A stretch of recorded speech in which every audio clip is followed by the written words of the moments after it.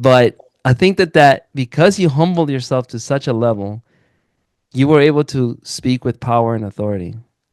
And when you share the first vision with this sister, the most amazing thing happened.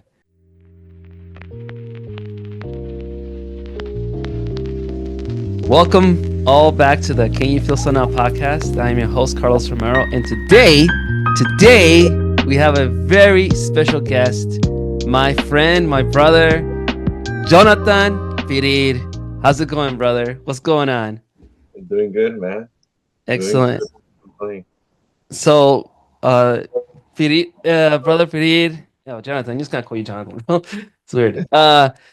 Him and I, we met on the mission field. We were both companions. And honestly, I have said repeatedly on my channel that I saw many miracles on my mission, but some of the most, actually, the most sacred experiences that I've had, it was serving with Jonathan. Like, we saw some things. It was wild, man. What do you got to say about that, bro? Honestly, I think I can truly say the same thing. I always said it my whole life too. Like when I was with you, like it was just crazy. We saw miracles left and right, and it wasn't just out of like I do truly believe that it wasn't just because a random, that it was just meant to be or whatever. But I do truly believe that it was because we were connected. Like we had the same vision, same goal, same everything. And let's not forget our weekly Sunday fasts. My goodness, man. Holy snaps. I have after you or before you, I tried with many companions and they just didn't want to, man. They just didn't want to. They Oh my didn't. gosh, dude, you reminded me of the Sunday. Dude, we made that commitment No, to fast every Sunday. that's the reason why. Oh man, that was crazy, dude. You reminded me of that. You totally. That's why it's the hair. It's the hair. I mean, yeah, I remember the fasting, but yeah, I remember that we were very diligent with doing that. It's like, dude, we're gonna do it. And we kept the investigators, in mind. It's like we're gonna fast for this person. We gotta fast for that person. It was very specific. Yeah, that's right. That was sick, man. Yeah, that was good, man. Like, I mean, like I have. I mean, throughout the mission field, throughout the time of my mission, I had a lot of companions. Like the thing, the most time I spent in an area was our area, to be honest. Oh, okay. But then after that, before that and after that, I was just jumping around, and I had some powerful experiences with a number of missionaries.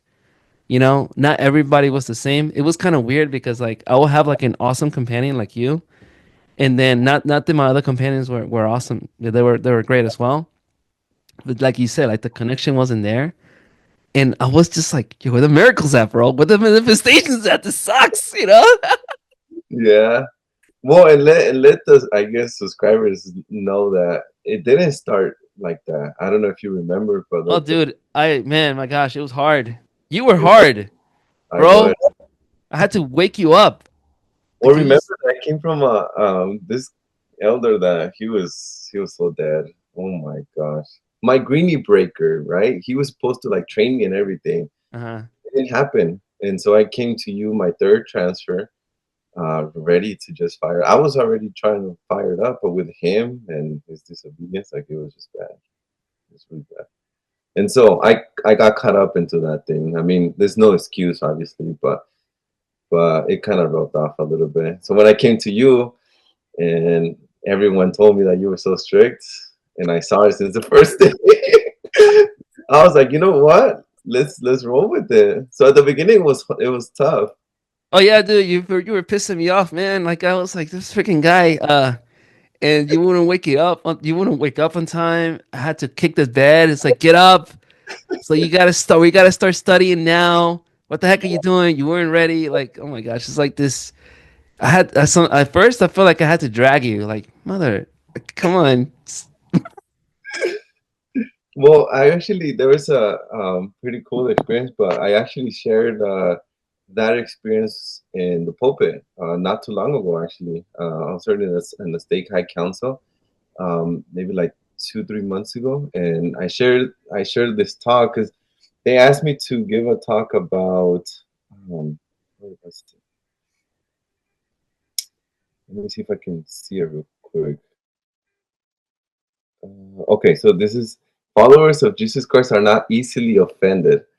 And that was a tough topic for me. I was like, holy snaps, how am I going to develop this? But one of the experiences I shared, it was with you. And I don't know if you remember this, but you, like second week, I think, you straight up just handed me or like threw in front of me the talk of beware of pride. And I was like, oh snaps. Like, I don't think I even had to like read it. Obviously, I did read it out of curiosity after that. But then I think that was like the breakthrough. Like that was the icebreaker for us.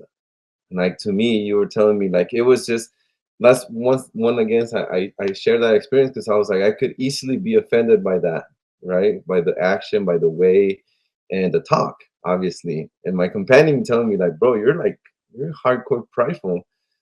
But I took it the other way and I was just like, you know what? Like it is true. I read it, I understood it, and I was just like, you know what? I'm ready to change. And that's when it just clicked. And after that, bro, we started rolling and balling. Like, Yeah, dude, it was crazy. And you know what? You're the only companion that I served with twice. And you know what's funny about that? After my time with you was over, I looked back at our time and I was like, bro, if there's anybody else that I want to serve with again, it will be with Elder Pirir. And I think it was the assistant to the president or something. He asked me that same question, and that's what I said. And then at the end of our mission, we ended up together again. And bro, that was such an awesome transfer.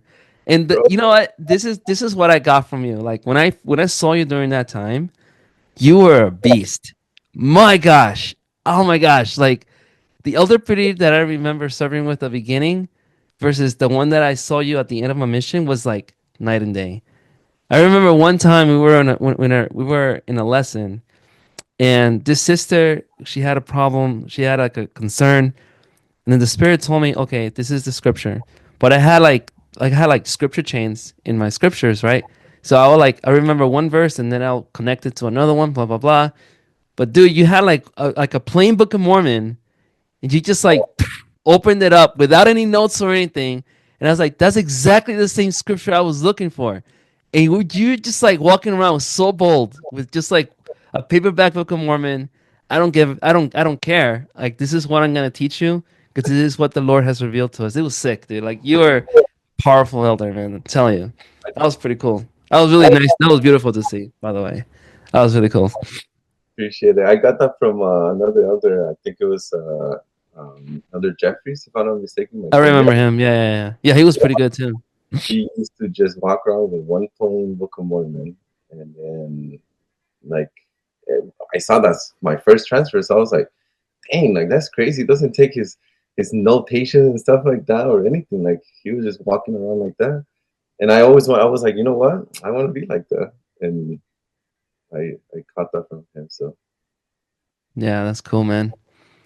But today, I want to talk about specifically one miracle because we're starting the Doctrine and Covenants this year. And we kind of, I mean, at the time of this recording, it's at the end of the second week of this month. And we already kind of went through as a church, I guess, over the first vision.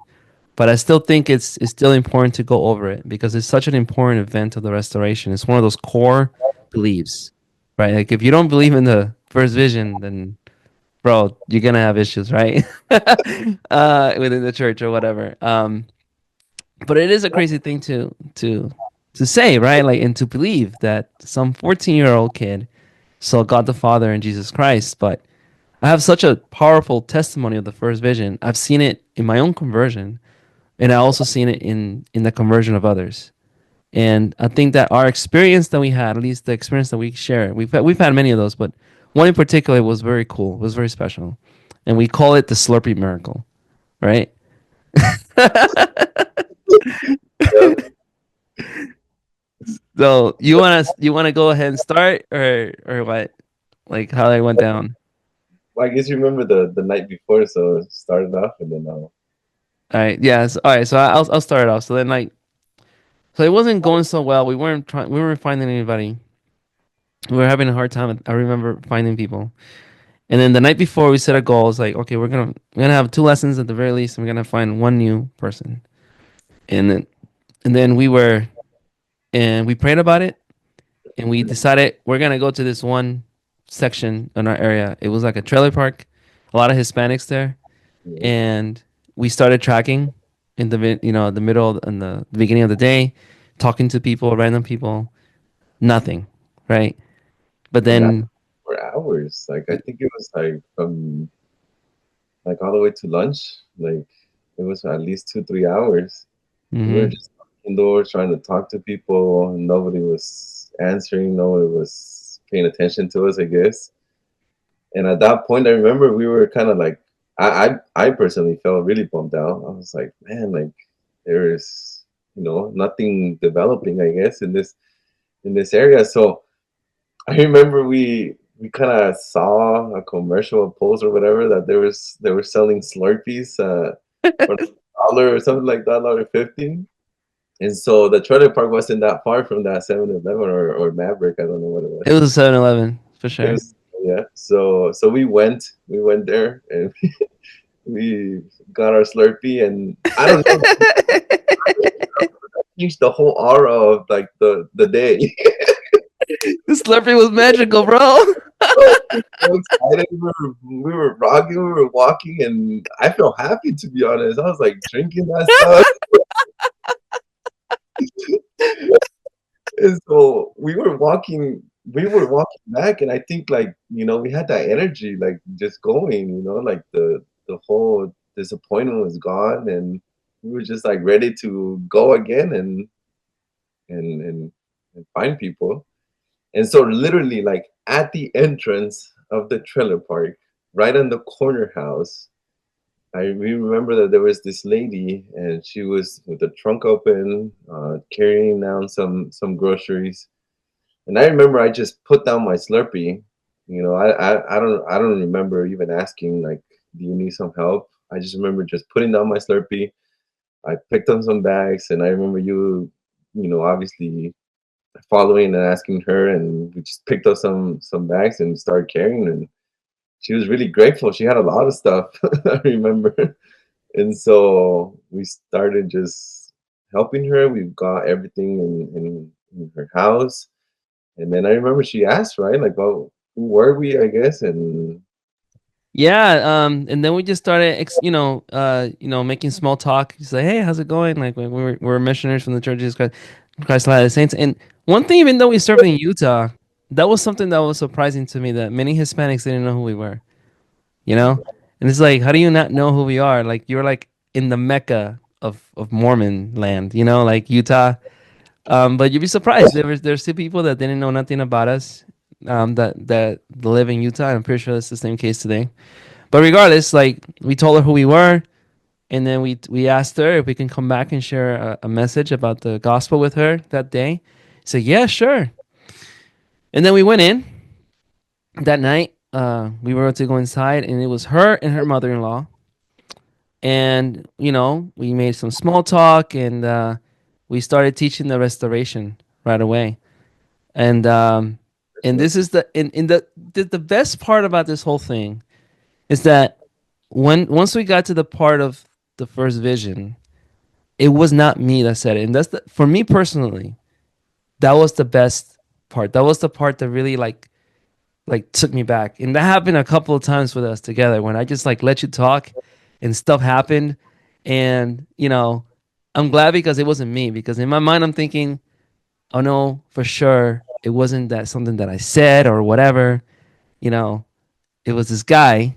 Oh, and by the way, is it okay to say this? It's come to my mind, but at the time that we were together, you were very open about not having finished reading the Book of Mormon all the way through, oh yes, uh-huh, yeah, you know?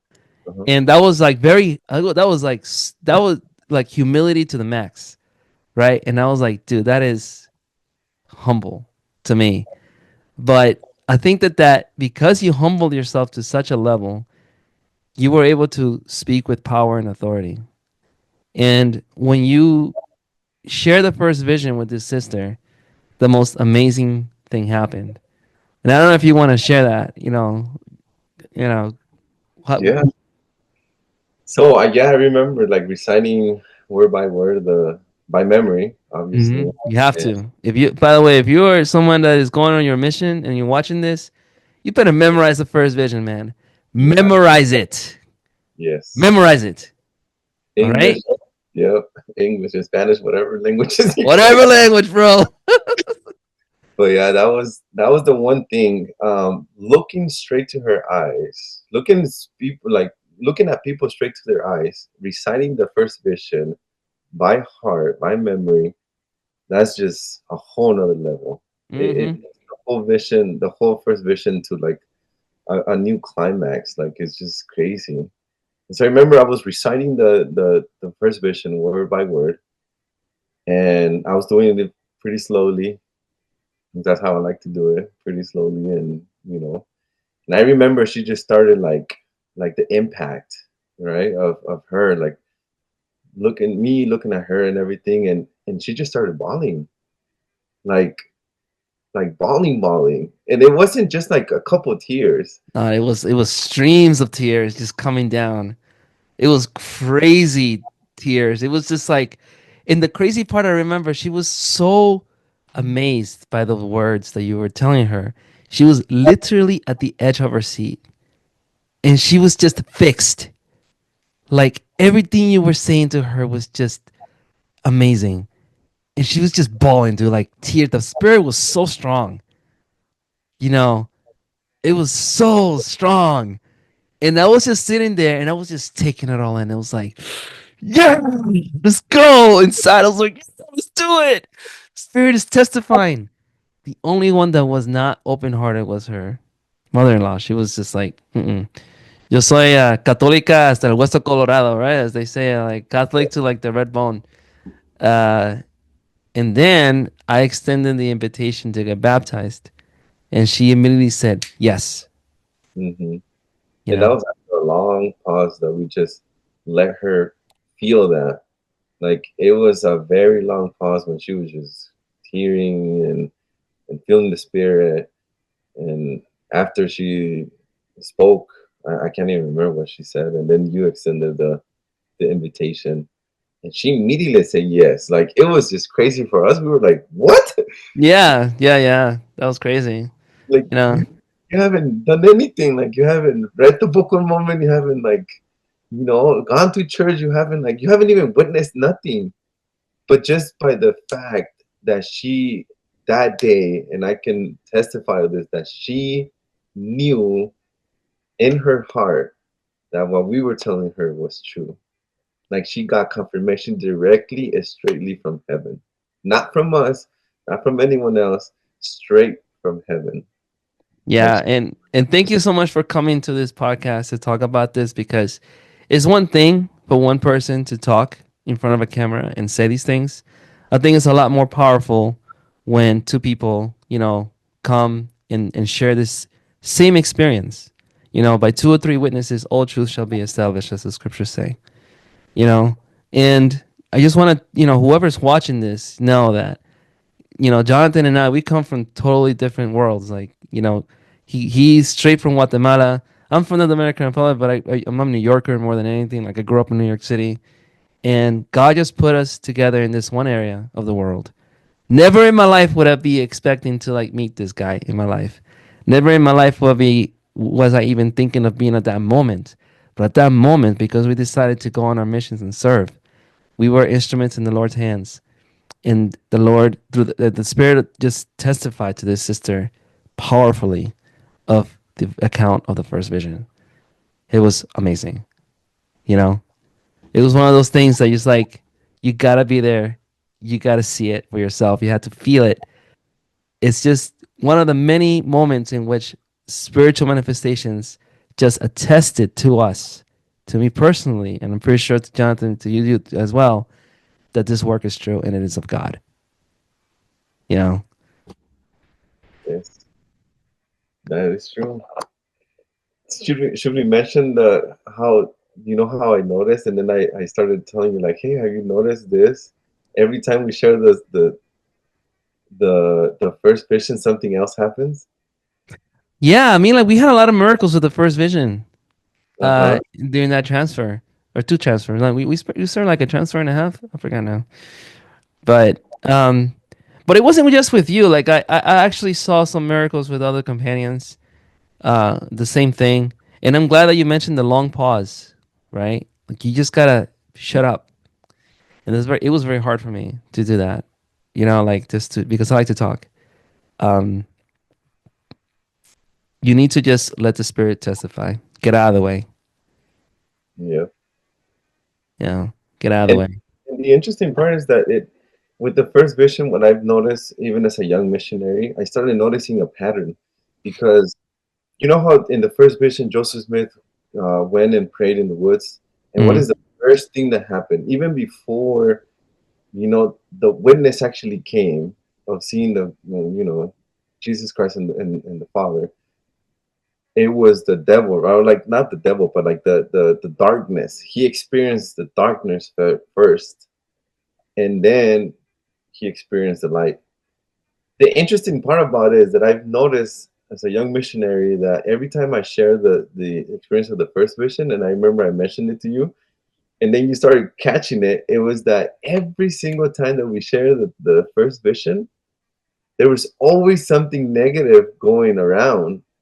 And when I mean negative, it's like whether, oh, casualidad, what's that word in English? Some casualties, like some random event that was trying to like interrupt what we Inter were trying to do. Exactly. And there was always that interruption, always, whether it was a phone call, whether it was a baby crying, whether it was like, it was always something. And I remember with this sister, it was, I, it was the baby, I remember, I or don't was remember that, but you know, go ahead. This is why we have to reconstruct this memory together because you're right though. I remember that you just gonna you brought that to my attention that you're right. When we were together, there was always something getting in the way. The phone calls, man, that oh, was like a notorious thing, dude. Like that happened almost all the time.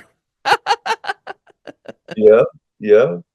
And that's when I started noticing that Satan is always going to be there, always going to be there present whenever there's a spiritual moment, whenever there's a person actually witnessing the truthfulness of the gospel, directed by is heaven, right? Obviously, the connection is there. It's just heaven straight to human. Whenever there's that connection, Satan is always going to try to stop it, and that's the interesting part. Like to me, Yeah, that was man. really interesting. For sure, man. Like that was just such an amazing experience, you know. But you know, like that's exactly but I don't want to drag this out. The reason why I wanted to share this to everyone is to let people know that there are miracles that are happening every day. And that missionaries are out there, our missionaries are out there sharing the gospel every day. And I testified that I know for sure these things happen all the time. It's just that we as Latter-day Saints have this costume of keeping those things guarded to ourselves, right? We don't really share them unless the spirit dictates or whatever. Um, but the reason why I wanted to share this experience is because I have been exposed to a lot of the stuff that has been said about our faith online. People think that they know better simply because they know one detail about church history, and sometimes they just completely twist it around. And and I know that there are still people out there who are looking for something higher, something spiritual. And I want to testify that everything that you see in the scriptures, visions, miracles, manifestations of the Spirit, all that is still happening. It's just that sometimes you don't hear about it because people don't really talk about those things, but they happen. I testify that they do. I saw that happen on my mission. We saw that together. And I want people to know that if you're struggling with your testimony, just do as the scriptures say, and look unto Christ. Look unto me on every thought, as DNC, I think it's 636. It says, "Doubt not, fear not. Look unto the brazen serpent, and you know, rely on those that have perhaps gifts that you might not have, in order for you to increase your faith. Pray always, and just remember that there is a God in heaven that knows you by name." Yeah. Yeah.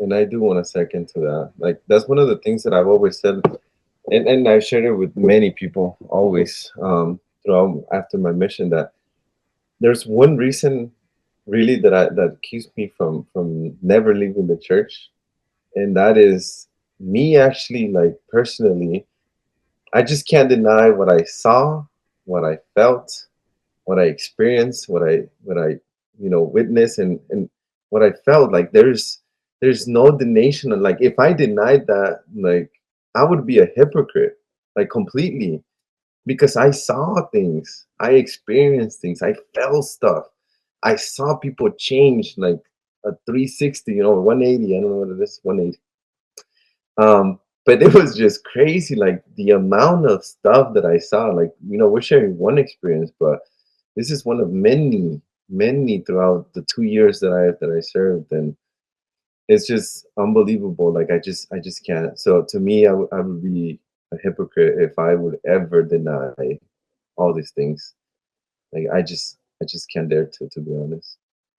Yeah, I don't know how people do it. I don't know how people go on their missions and not recognize the miracles, not recognize that time, and just completely turn their backs on everything. Like, how do you do that? But the thing is that it can happen to anybody. Um, just because we had those experiences, it doesn't mean that we can just like one day turn around and leave the church. I mean, if we used to see it in early church history. I mean, Oliver Cowdery, he saw Jesus Christ in the Kirtland Temple, and because of disputations that he had with Joseph Smith or whatever, he himself left. And we see it in the scriptures as well. Like just because you see miracles and stuff like that, it doesn't mean anything. Um, you need to continue to feed that faith and to remember the mercies that the Lord has, to continue to pray, to continue to learn about Christ by feasting upon the words of Christ, to continue to do your best to live the gospel. It's a Conversion is a lifelong pursuit. It is. And if there's one, I guess, recommendation I would give anyone who's watching this that has, served them. I remember like when my last transfer of the mission, we did this split and it was rather accomplished, but I went with this brother. It was the second counselor of the bishop, or the first one. And he actually passed away, rest in peace. But he gave me a lot of advice because I was like my last week of the mission. And I remember he sat me down while we were waiting for my companion outside my door. And so we were just sitting out in his car, and he gave me like three, four, five, advices that I would never forget. But one of those was very interesting, and he's like, Elder Pirir, when you go back home, please don't ever get tired of sharing your experiences from the mission. He was like, Wow. he was like, my wife, it's literally so annoyed experiences over and over and over for her with her, that she was just like, she every time I start talking about the mission, she's just like, oh, can you just please, I already know that story. She was like, I would not stop sharing until ever. So it brings me back to the scripture, right? Remember, it's always the same thing, dude. Remembering stuff, sharing it again, doing it one more time and again. Like I don't think if I got to that point to my wife, but I literally every time I was sharing stuff and always sharing stuff, and every single talk that I give in the church, every single thing that I speak, like when I go to that pulpit, there's always at least one memory that I always share from the mission, Mm. because it's powerful, because it's sacred to me, because it's always something. And so that remembering over and over and over is increasing your faith, increasing your testimony. It's very important. So just Yeah, want and not everybody gets to serve a mission, man. Like to serve a mission for the church is a privilege, you know. to. And I think that if you did serve, if you had the privilege of doing so, you have a sacred responsibility to do that and to help others remember and to help others, to uplift others and to continue to share those experiences, because people need to know that there is a God in Israel, there is a God in heaven, and that this is Christ's church. You know, um, I don't know, man. Missionary work is such an amazing thing to know that young men and women go out there. I mean, the church could have done it in any other way, but we send inexperienced children, basically, Yeah. to do something that is that is hard to do. Yeah. All right, so let's just close out with some final thoughts. And I want to invite you, Jonathan, to give your to bear your testimony. Like, what is your testimony of the first vision, and whatever it is comes to your heart. Awesome. Well, I just want to testify that the experience that we shared today, especially like that one, I keep one of those that is really sacred to me, and that's one of them that I really don't share as much because I it's not that I want to keep it just to me, but it's because I never find like the time and the right way to like share it, you know. And it's awesome that it's gonna go out to even more people. Um, but I just want to testify that the gospel is true. There is no denying on that. I know with all my heart that Joseph Smith was a prophet of God. I know that because he's a prophet of God, I know that he did translate those scriptures, the Book of Mormon, with the power of God as well. And I know that because of that, I know that Jesus Christ came to the Americas, and he came and performed the same miracles, the same organization of the church that was organized in the Middle East. Same thing, same gospel, same everything. And I know that he loves everyone. He loves all of us, and he's just literally willing to accept anyone that is just comes to him.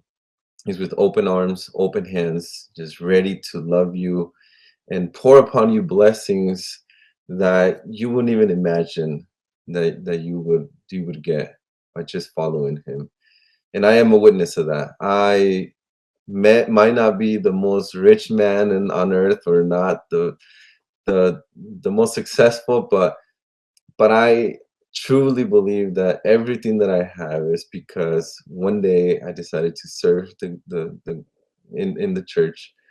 I served a mission, and then after that, kept true to all the things that I saw, hear, and heard, and that I just never give up. I'm always there in the gospel, just serving, giving my experiences, sharing my thoughts, and it's just being present. And because of that, because I always seek Him first in His kingdom, then all the things that I have is because of Him, and I truly believe that. Thank you so much. I just, well, can you can you hear me? Yeah. Yeah, all right, cool. That was weird. Um, thank you so much for that testimony, and I just want to bear my record also. I want to testify to what Jonathan said, that I also know that the gospel is true, and also know that what happened to Joseph Smith in that spring morning really did happen. And the reason why I know is because of my strong testimony of the Book of Mormon. Like and it might sound, kind of prideful, even or full of confidence to say my strong testimony, but it's just that the Book of Mormon has been such an impactful tool in my life to allow me to know God. And I have seen the change in my life. I have seen the change in others. And man, like those 2 years, they say that those 2 years are perhaps the most important, are they're going to help you for the rest of your life. And it's true. I don't think I will probably be as active or probably be in the church today if it wasn't because of my missionary experience. And I know that not everybody has the opportunity to go. I don't want people that didn't get the chance to go to feel horrible or whatever, or anything. Um, Nothing against that. I'm not trying to say that, but we did go, and I'm just grateful. I'm grateful because I saw so many miracles, and I feel the same way. You know, like if I would not have gone, I would not have seen what I saw. Like you said, I wouldn't have felt what I felt.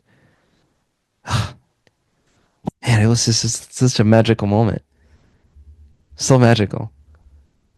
You know, and I think that the best thing that I've gotten out of my experience within the church and specifically my mission, and then experiences like the one that we shared today, I think that the thing that I've learned the most is the basic primary answers that I am a son of God, that I am a child of God, and that there is a God that loves me. And that is such an important and powerful thing to know. And it is my hope that whoever's watching this, you know, you know that too. And if you're struggling with that, keep the faith. Just keep moving. God knows you and He's going to lead you. Just be patient with yourself. Keep praying. Stay the course. And I say it in the name of Jesus Christ. Amen. Well, thank you so much, Jonathan, for stopping by, sharing your side of the story, and your testimony. It was awesome. Thank you so much. Well, thank you for inviting me. It was awesome to go through that experience again and relive it. It really felt like I just gained a little bit more power, I guess. Or Yeah, man, it's cool to relive those stories, man. It's really nice. This is really awesome. Um, well, everybody, thank you so much. If you made it this far, thank you. Like, share, subscribe, comment. Please leave your comments. Tell us what you think. And see you guys next time. God bless. Take care. Bye.